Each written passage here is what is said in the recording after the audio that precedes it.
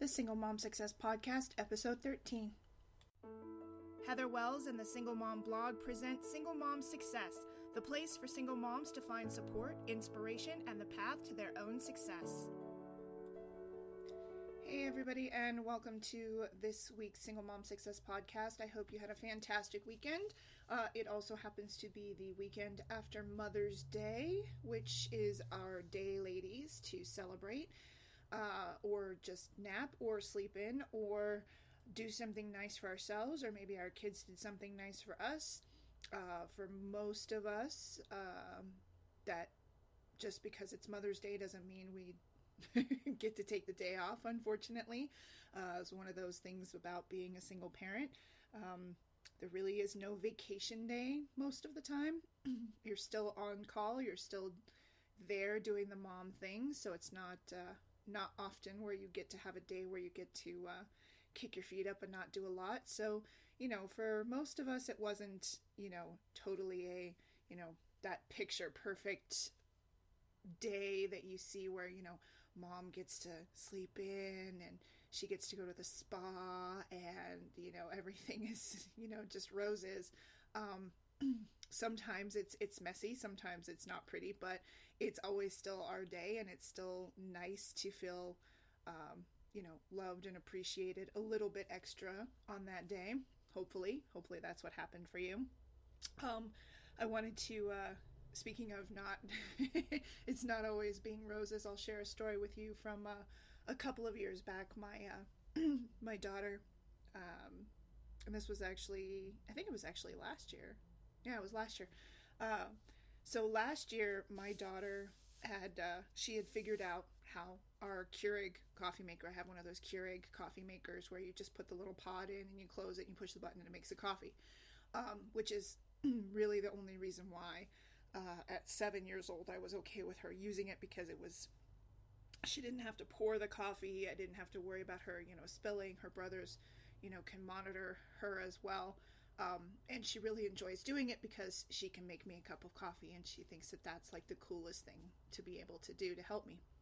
So I woke up last Mother's Day, and my kids came in, and they're like, and it was funny because they were trying to let me sleep in, and in trying to let me sleep in, they actually woke me up because apparently there was some issue. They had all woke up, and there was some issue going on, and it started to escalate. I don't even remember what it was about, but it was something very small and something very silly, which is usually how most of the arguments begin, right? Over something very silly. And it was between my son Gage and my daughter, which is usually where a lot of the arguments start. And my son Connor, who is always the voice of reason, who's always the one trying to say, like, guys, come on, please don't fight. Let's not ruin this day. Hey, it's Mother's Day. Come on, guys. He's always the one trying to come in and keep the peace, and make everything nice. He'll tell the kids, he's like, come on, guys, let's not make mom go crazy.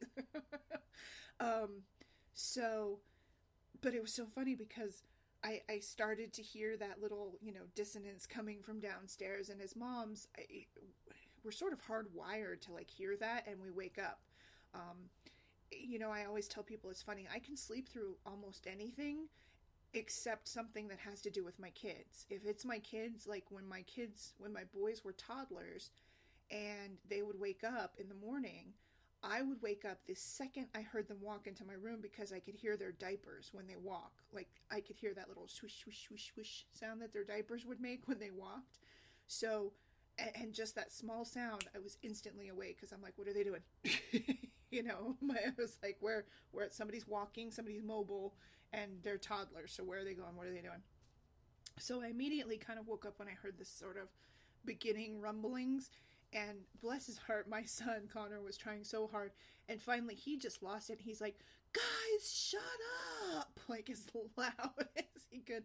He's like, shut up, you're gonna wake up mom and you're gonna ruin our Mother's Day. And it was so, I just started laughing hysterically because he was trying so hard not to wake me up. And if I hadn't have already been awake, that would have definitely done it. It would have definitely woke me up. So I just started laughing and laughing. And So they came upstairs, and my son was apologizing. He's like, "I'm sorry, Mom. I was trying to keep him quiet." I'm like, it's not a big deal. It's okay. And they said, "But you have to stay in bed because we have a surprise for you." And I said, "Okay, great, no problem." So I stayed in bed, and this is where the coffee maker comes back around, because there was a point to that. So my daughter brought me up coffee, and she brought me the coffee and set it on my side table, and the boys brought me a bowl of Lucky Charms for breakfast. And now I haven't had Lucky Charms since I was a kid, and it just is something that it's sad actually, because I think as we've grown up, I realize that I've become more and more adult, because the thought of eating some of the cereals that my kids eat just almost makes my teeth ache. Like, I just, like, I'm sitting here going, I don't know how you consume like that much sugar in one bowl at a time.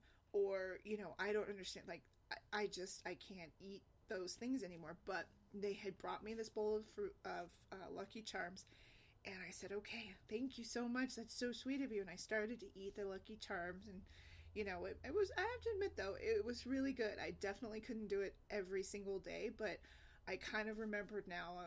I started eating, and I was like, okay, I remember why I dug this. I couldn't eat it every day like they do, but it was good. Um, and so, but the funny thing is that my daughter, she's like, "Mom, are you going to drink your coffee?" I said, "Yeah." And the second I picked it up and went to bring it to my face, like, I got a whiff of it, and I knew something was kind of amiss with the coffee. I didn't quite know what it was, but it smelled really sweet, and I thought, okay, she must have put a lot of creamer or sugar in this or something. So I thought, okay, I'm just going to take a sip. I took a sip, and it took everything I had not to spit it right back out, and I swallowed it, and I said, "Baby, what is in this?" And she said, "It's the coffee and the creamer," and she's like, "and then I put some honey in it to make it sweet." And I said, "Okay." And the honey and coffee thing, that might not have been as bad. But I said, "Which coffee pod did you use?" And she goes, "Well, the one that was pink." And I said, "Oh, honey." I was like, "Oh, sweetheart." I said, "That's raspberry tea." It's raspberry iced tea that you can make in the Keurig. It's not coffee." So here I had hot raspberry iced tea with coffee creamer and honey in it. And she, bless her heart, she felt so bad. She's like, "I'm so sorry." I was like, "It's okay, sweetheart. It's not a problem. You didn't know, and it's okay." I said, "What's really sweet to me is that you tried. You tried to bring me a cup of coffee, and I love that you did that, and it was so nice." So I thought I'd share that because that was my humorous Mother's Day story from last year. This year, my kids, my daughter was with her dad until first thing in the morning because it was his weekend with her. And so he brought her first thing in the morning, and she made me this really cool sun catcher and a cute little card. And then we went to breakfast, and the kids asked, because they don't have their own money right now, so they asked if they could have some money and go to the dollar store and pick me out some presents. And I said sure. So they went to the dollar store all by themselves, and I waited next door at the coffee shop, and they brought me some little silk purple flowers, and they brought me a purple sort of fan, which is very pretty, and candy. They brought me a lot of candy. And I said, "Oh, you guys got me candy." And my son goes, "Well, yeah, Mom, isn't it your cheat day? Like, you can eat whatever you want. You don't have to diet." And I'm like, "Yes, son, thank you. It is, in fact, my cheat day." So, it was just neat that they were very thoughtful, and everything they got me was purple, so that's my favorite color. So it was really sweet, and it's nice to see them sort of trying to come up with and getting, good ideas and just being very thoughtful with what they're getting me, because as kids, I think I remember a time my son buying me like some very strange like little pig doll, and it was just sort of whatever they thought was cute, and they picked up, when they were little, because that's how they work. It's like, oh, that's cute, I like it, mom will like it too, and they get it for you. Whereas opposed to when they're older, they're being more thoughtful of what would mom like, what are mom's favorite colors, what are the things that mom enjoys. And so it was really nice to see that. And they also got me this awesome card, which I'll read for you because it's so cool that they picked this out all by themselves without any help, which this I think I love more than anything that they got me, because it shows me that my kids are super awesome and they have this amazing sense of humor, which I'm hoping that they get from me. I'm hoping that I'm passing that on to them, because it's really important for me. I think humor can get you through almost anything. Being able to laugh is really important in this world. You may have crappy things going on, you may have horrible things going on, or bad times, or you may be depressed or bummed out, or things might not be going the way that you are, but if you can find something to find humor in that, find something to laugh at, find something to, it lifts your spirits.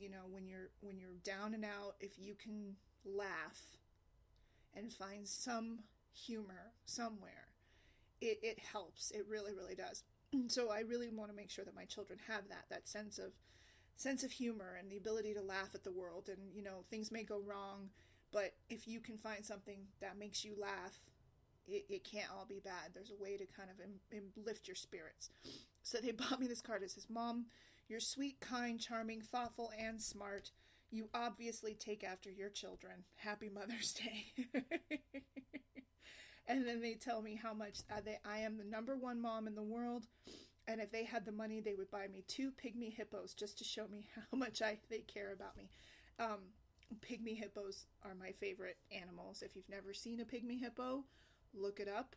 They are the cutest thing ever. They are so cute. They're these little tiny miniature hippopotamuses. They're endangered species, so it's not like you can own one as a pet, unfortunately, and I don't even know if it'd be legal to own one, but if it were, I would have one. I swear. They are the cutest thing ever. And when they get big, they're like the size of a very large dog, right? But they're so cute. They're so cute. So look it up. They're so cute. If you've never seen one, I love them. I just want to squish them. And hippos are my favorite animal. So pygmy hippos are just like that extra layer of cute on top of the hippo that I love. So, but that was very thoughtful of them, and it was very funny. I thought it was really, really cute. So I was very proud of how well they did thinking about things that I would like and coming up with a card that would make me laugh, that they knew I would find humor in, and that they found humor in. So it was very, very cool. So I hope that you had a wonderful Mother's Day and that it was full of just amazing times with your children. So that being said, it does sort of bleed into today's topic, which is, it's about happiness. It's like being happy. And it seems that, as single moms, it is definitely, we have our share of crap that we go through. We really, really do. And it's doubly difficult sometimes because it feels like we're going through it all by ourselves. And that sometimes makes it even harder because we are going through something and feeling like we have to do it by ourselves. We have to struggle and we have to bear it all on our own. It makes it even harder. And one of my favorite quotes that I have many that I love. I find them, I put them up, I make little images of them, and I put them on my Pinterest, and I print them out and put them on my walls, because it's always nice to have reminders. So if you don't do something like that, I know it seems kind of silly sometimes for people. It seems like, having those daily affirmations, you are a beautiful flower, and, it's not exactly like that. It's more of an inspiration. Having little inspirations around you is not a bad thing, right? It's sometimes you can be having the worst day ever, and you look at something that you posted on your fridge, and it can help you with your mindset. It might help you shift your mindset. It might remind you of a way for you to improve your situation or at least make you smile, right? And so I like having those things kind of around to help me. And again, it's not like an affirmation, it's not to make me feel better about myself necessarily. Not that there's anything wrong with that. I'm a big believer in affirmations and giving yourself, that boost that you need. So it's not that those are bad things, because they're not. But mine are a little different. None of them are really like affirmations where I need to stop and tell myself, you are a beautiful flower and you need to, open yourself up to the sun, whatever it is. It's more of kind of just really inspirational quotes, things that make me go, yep, I have to remember that. So the one that I have that I really like is, happiness is about having the right frame of mind, not the right circumstances. So I'll say that again. Happiness is about having the right frame of mind, not the right circumstances. And basically what that means to me is, happiness is something that you can create for yourself, right? That happiness is not something that's going to come to you when everything falls into place necessarily, right? You've read stories and you hear tell about people who, some of the happiest and most content people in the world are the people who have nothing. The people who have very little, right? But they are happy. They are happy people. They are inspirational people. They are good-hearted people. I saw a video the other day of a gentleman who was doing sort of a social experiment, I guess, where he gave a homeless man $100, and then he followed him because he wanted to see how this man spent the money, right? He was trying to see what happens when I give this man $100. So first he gave the guy $100, and he's like, "No, man, are you serious? I can't take that from you. I can't do that." And the guy's like, "No, I insist. Please take it." And the guy was like, "Wow." He's like, I'm gonna cry. This is so great." And he gave him a hug, and he's like, no worries, man. And he left, and then he followed this homeless man who was on the side of the street, begging for change. He followed him, and he watched him walk into a liquor store, and watched him walk back out with a bag of stuff and put it in his bag. And then he continued to follow him, and he watched this homeless gentleman go to this park, and he came up to several other homeless people, a couple of homeless ladies, a homeless family, and he gave them stuff like food. He was giving them food and sandwiches and things like that. And the guy who was doing the experiment ran over, and he's like, "Man," he goes, "I want to say hi to you." He goes, "I want to bring you over here." He goes, I was following you because I wanted to see how you spent this money. He goes, "And I gotta be honest," he goes, "I want to apologize because I made assumptions." He goes, "I saw you go into the liquor store." And the guy goes, "Oh, you thought I was just going to get blasted and wasted, right? He's going to use the money and just get drunk." And he goes, "Yeah, I saw you go into that liquor store." And he goes, "No," he goes, "I like to give to other people because it's important." He's like, "And you don't know them?" He goes, "No, I don't know these people." So a homeless man who had nothing was given a gift, and he chose to help other people. And, he then went on to explain how he was only homeless because of a bad set of circumstances that happened.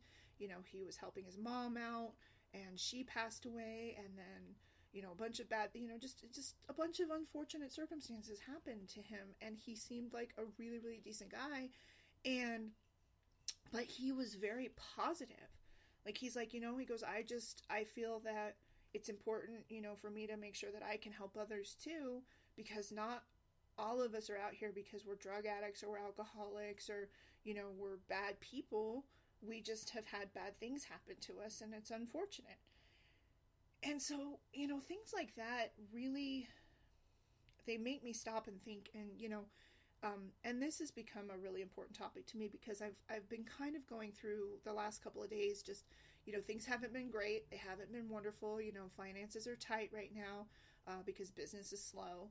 And, anytime that happens, it adds stress, right? We all know that. Anytime money gets tight, you get stressed because you've got bills to pay, you've got children to take care of, you got to put food on the table, and you are doing it alone, and that stress, right? It's very stressful, and it's really easy to let that make you feel bad about yourself and, get down about your situation and start kind of talking yourself down, like you're talking poorly to yourself. You tell yourself, I'm a loser, I'm a failure, I can't believe I'm doing this, I should be doing better for my children, I should be doing more for my family, things should be better.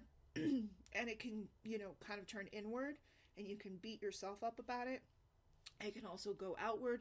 You could beat up other people in your life about it. It could be your ex's fault, it could be your parents' fault, it could be your boyfriend's fault, it could be your kid's fault. And none of that is productive. None of it is productive. None of it is going to help you. And it's a really miserable feeling if you stop and really examine it. And if you think about it, it's a horrible feeling. I hate feeling like that. And I typically don't use the word hate very often. I think it's a very strong word, but I do. I hate feeling that way. I would much rather be happy. And so that quote, happiness is about having the right frame of mind, not the right circumstances, is a very important one for me, because my circumstances, if I allow my circumstances to dictate my mood, then I am always kind of a slave to that, right? My mood and the way I feel about myself and my life will always be dictated by my circumstances, and that gives away a certain amount of the power that I have as a person, and I hate doing that. I don't like giving away any power that I have. There are very few things in this world that I can control, and I am one of those things. Like, I am the one thing that I can control, right? I can control how I speak, I can control how I think, I can control what I do, I can control, for the better part, how I feel, right? And so if I allow everything that's going wrong or everything that's going bad or whatever the case may be to be the deciding factor on how I feel about myself, who I am, where I'm going, then I am allowing that to control me. And you hear all the time about people who say, some of the richest people in the world, like I said before, some of the richest people in the world have nothing because they have a really good attitude, they have a good belief structure, they have a good family, they have solid friends, and they feel okay. They may not be where they want to be in life. I mean, that's not what I'm saying at all. I'm not saying that, you should just settle for, whatever you get. I'm not saying don't have goals. I'm not saying don't have vision. I'm not saying don't have aspirations. And I'm not telling you not to work hard to get those things that you want in your life. What I mean is that do not letting whether you do or do not get those things control whether you're happy, right? If I had $1 million tomorrow, I mean, it would be great. A lot of stress would be lifted. I'd be able to get a house. I'd be able to pay off debt, right? I think that would be awesome. And for a time, it would definitely improve my mood because I wouldn't have the stress. But having all of that money wouldn't be what makes me happy. Happiness comes from me being with my kids. My daughter telling me this morning, Mom, I want to hurry up and get ready for school so I can have extra time to cuddle with you before I leave. Like, oh my gosh, that makes me all warm and fuzzy. Like, that's the best feeling ever. That is what makes me happy, right? So it's really, like I said, about having that right frame of mind, deciding that you're going to be happy, right? And sometimes it is hard. Sometimes it's really hard to get out of that funk. If you have that, if you're in that funk and you're just, you just can't get out of it. And I've had those days. There are many times I've had those days where I'm like, I am just in a really crappy, funky mood and I can't dig myself out of it, right? So here's a couple of things that you can do. If you ever find that you are sort of in that blah state or that blah mood, to try and kind of bring you back into a better, more positive mindset, right? Because that's really what it's about. I've said it a lot of times. I tell my children all the time, there are many, many times that no matter what's going on in my life, I choose to be happy, right? There are people that want to bring me down. There are people that deliberately want to try and cause problems. There are people who make me angry. There are people that make me sad. There are circumstances that come up that make me upset, angry, sad, depressed, whatever the case may be. And I have to stop and remember and kind of remind myself that I choose to be happy. I choose to not allow the circumstances that are in my life right now to cause me pain, to cause me to be unhappy with who I am or what I'm doing. And again, like I said, I'm not perfect by any means. I'm not, this happy-go-lucky person all the time. I have days where I feel absolutely crappy. Everybody's going to. But it's when you allow that to take over your entire world, your entire mindset, your entire feeling of yourself and your life, right? That's when it becomes a problem. That's when you get drugged down. So when you start feeling some of those things, here's, a couple of things that you can do. One of the things that I definitely love is music. Music is very, very powerful. So some days when I'm just feeling blah, I find some really happy pop dance music.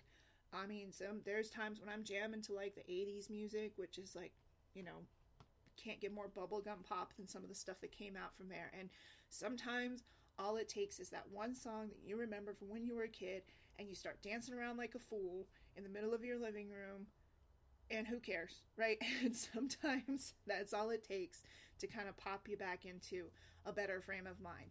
So listen to music. I mean, music it's definitely something it can help you heal. It improves your mood. You can, take you back to a better time. There's all sorts of great things that come with music. If you have pets, giving your pets a love. I think someone said that it's actually been proven medically somewhere. I'm sure there's some article, but I just vaguely remember seeing it at some point in my life, that petting a dog or petting a cat or loving on an animal for 15 minutes increases like the serotonin or dopamine or something in your brain that helps improve your mood, right? So if you have a pet, love on the pet, cuddle with the pet, give them love, go play, things like that. Go play fetch with the dog, whatever makes you happy. Going for a walk. Sometimes your mood is sort of linked to your location. And what I mean by that is, if you're in your house and you're currently unhappy because, or upset or sad because, the bills are overdue and you're feeling really bad about yourself, and, the house is dirty, and it's sort of like a domino effect. The second you start feeling bad about one thing, you continue to notice more things that make you feel bad about yourself, right? Like, yesterday was a good day because it was Mother's Day, but like I said, the last couple of days things have been a little stressful.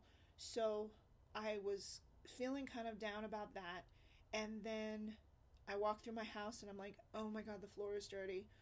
I'm doing such a bad job taking care of my house. Oh my God, there's so much laundry, and I'm doing such a bad job keeping up on my laundry, and the dishes need to be done, and I'm not doing what I need to do.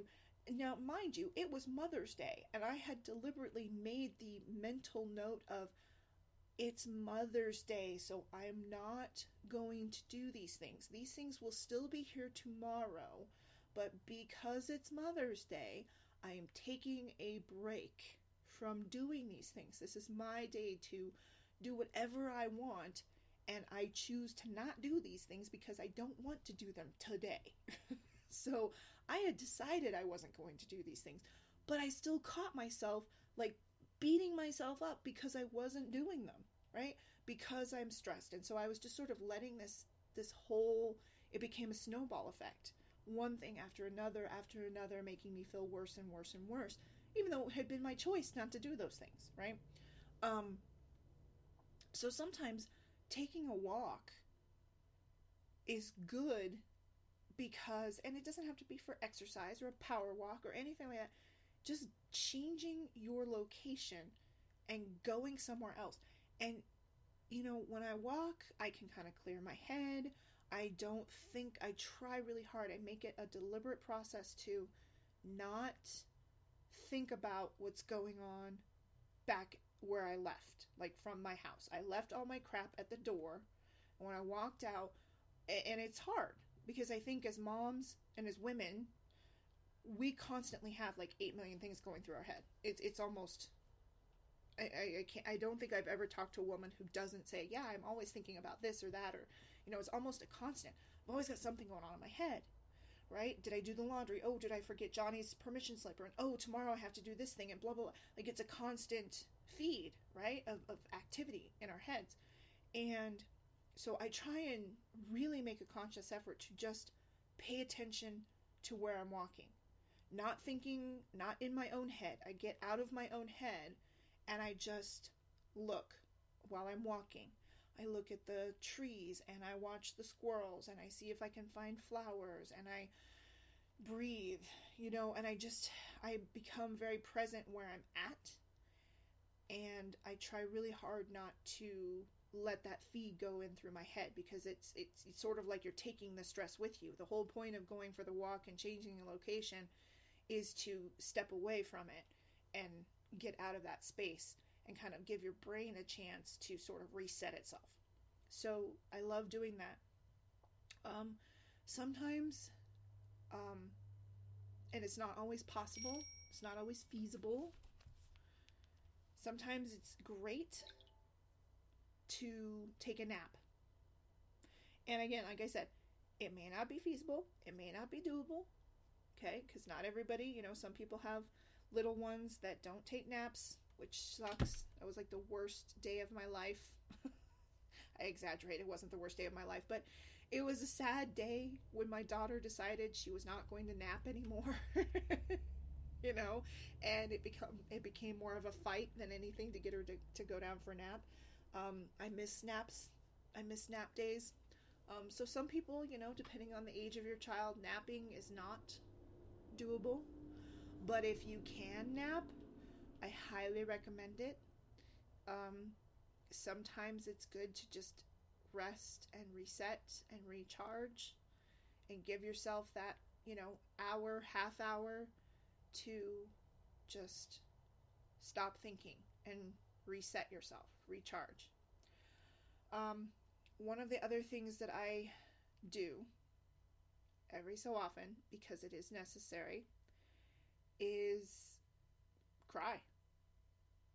There are days where I feel just blah for whatever reason, and I will watch something very sad, come up with a scenario in my head that makes me really sad, that makes me cry, because I don't do it often, and sometimes you just need that release. Sometimes it just helps you get rid of it. And crying releases pain, and it releases anguish, and it's cleansing almost. And a lot of us as single moms, I think, because we have to be the tough person, we have to be the warrior, we have to stand up and take care of it all, and we feel like we have the weight of the world on our shoulders, and we take that because we have to,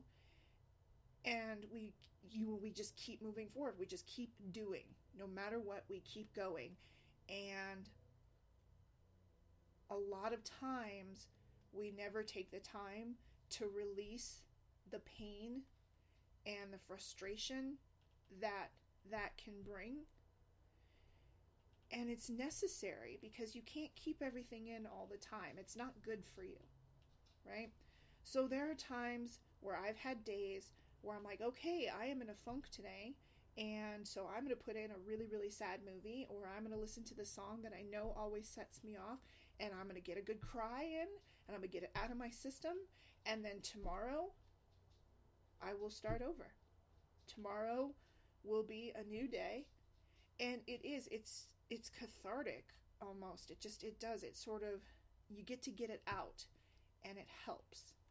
So I know it sounds kind of weird maybe to some of you, but it does help. And sometimes you just need to do it. I've had times where I've been crying and just really, really sad, and my kids are like, Mom, what's wrong? Why are you so sad? And it's like, you know what, honey? I'm just having a sad day.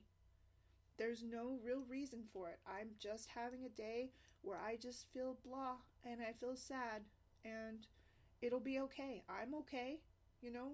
And they understand it. I said, you know, there are sometimes, do you ever have days where you just feel sad and you just want to cry? And, you know, they understand it. They're like, yeah. And I said, okay, well, mommy's having one of those days now too. And it'll be okay, and I'll be okay tomorrow, right? You guys are okay after your sad days, and I'll be okay after my sad day. And sometimes it's just necessary to be able to do that. Um, and one of the other major important things, and this is one of the last ones that I'm going to mention, there's a lot of different things that you can do to really help yourself and kind of bring yourself back into a good frame of mind. But one is cultivating gratitude. Cultivating gratitude. Practicing genuine gratitude on a daily basis is so important. And I know that sounds kind of, potentially woo, a little bit woo to some people.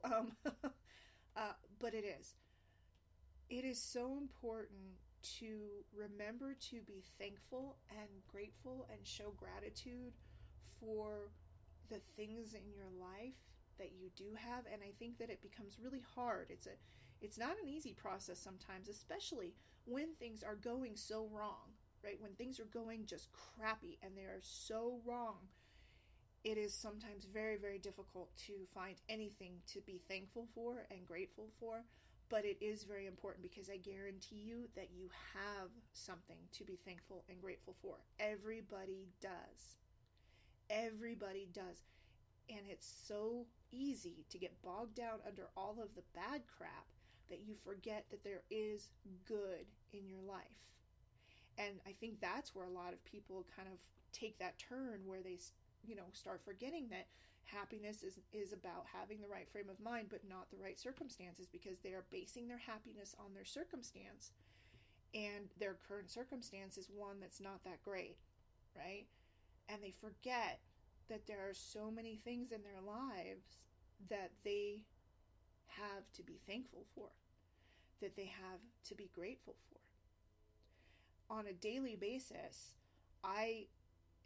and I'll either say it in my head or sometimes I'll say it out loud, I will every single day say, thank you. I am grateful for the wonderful life I have. I am grateful for my beautiful children. I am grateful for our health. I am grateful for the home that we live in, because not everybody has a home to live in. I am grateful for the opportunities that I've had in my life. I am grateful for all of the wonderful things that I have in my life right now. And it is so important to remember those things, because it is really easy to forget.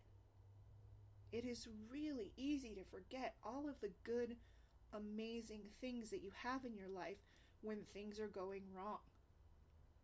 It really is. And if you can every single day remember everything that you have to feel, grateful for, it makes you feel better, and it makes those things that are stressing you out not as unmanageable, not as bad. I mean, I'm not saying they disappear, but you start to remember and you put yourself in a better mindset of abundance, because you have so much. And it could be little. There are little things that we take for granted every single day. I am grateful and thankful that my daughter gave me a hug today.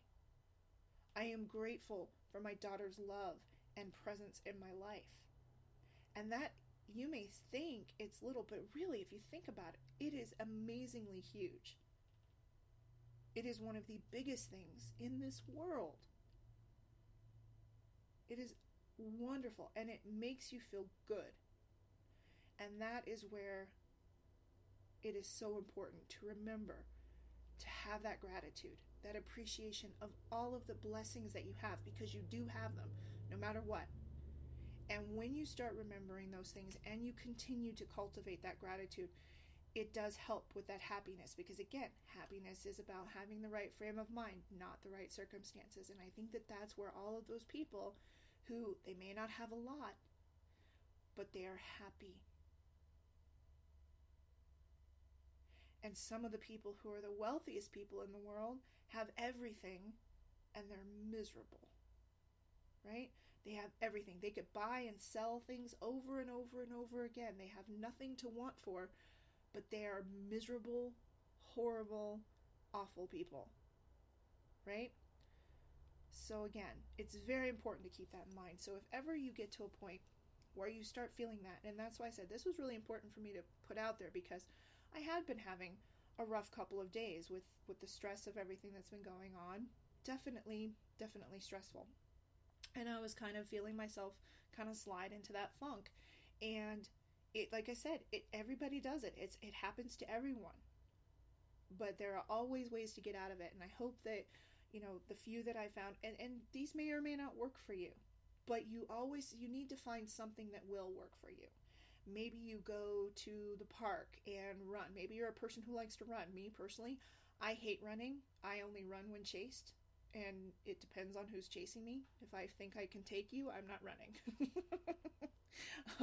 But I don't like running, so it's not my style. But some people, that's how they clear their head, right? That's how they get in a better frame of mind. If you're a runner, go run. If you are somebody who feels happiness when they cook, go cook something. Go make cookies. I don't know anybody that can be unhappy with cookies. Fresh baked cookies are the best thing ever, right? So do that. Make yourself some cupcakes. Bake a cake for yourself for no other reason than to just bake a cake. Make yourself happy. Woohoo. Whatever it is that you need to do to really help you kind of with that mind shift, that's what you need to do. And again, it's going to be different for everybody. Not everybody's, my little happy places are not going to be your happy places, right? Go find a happy place. Whatever is going to help kind of get you out of that funk, whatever you need to do. It could be something silly. Like I said, there are days I crank up 80s music and I dance like a fool in the middle of my living room, because that's what it takes to get me in a better mindset. If anybody saw me, I'd probably be completely mortified, but that's what curtains are for.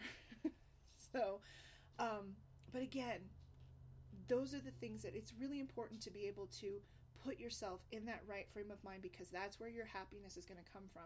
It doesn't come from things. It doesn't come from possessions. It doesn't come from circumstances. It comes from inside you. And that's where the biggest change has to happen to help you cultivate that happiness and cultivate that just sense of well-being. It needs to come from you. It can't come from anybody else. It can't come from another person. I know many people who their sense of happiness is deeply rooted in another individual. And I'm not talking about your kids, because your kids, that's just kind of, your kids are always going to be a source of happiness for you, hopefully. But another individual, like a man or a woman or a boyfriend or a mother or whatever, their sense of happiness is deeply rooted in another individual.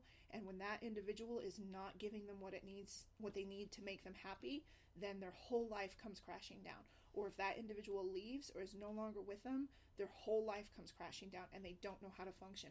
And that's not healthy. That's a big codependency issue. You need to be able to find these things within yourself, because that's, it's sort of that whole, no matter where you are, no matter where you go, there you are. That's pretty much it.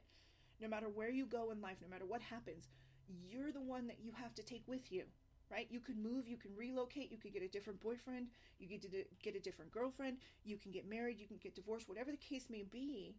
Your circumstances are not going to be what makes you happy. It's you, right? Now, if you realize that your circumstances need to change in order for you to find that happiness, then that's great, but you still have to find it within yourself. Like, I understand if you're in a certain circumstance, like an abusive relationship or something like that, and you need to leave that circumstance to be safe and to be happy, that is one thing. But at the same time, you still also have to find that within yourself.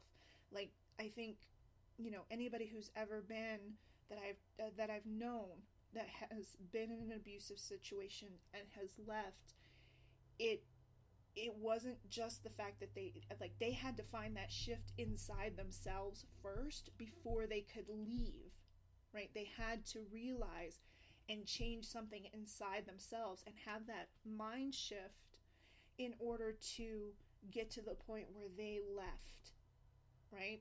And so one does definitely have something to do with the other, but it does require that I have to make this decision. I have to change this in my head and in my heart.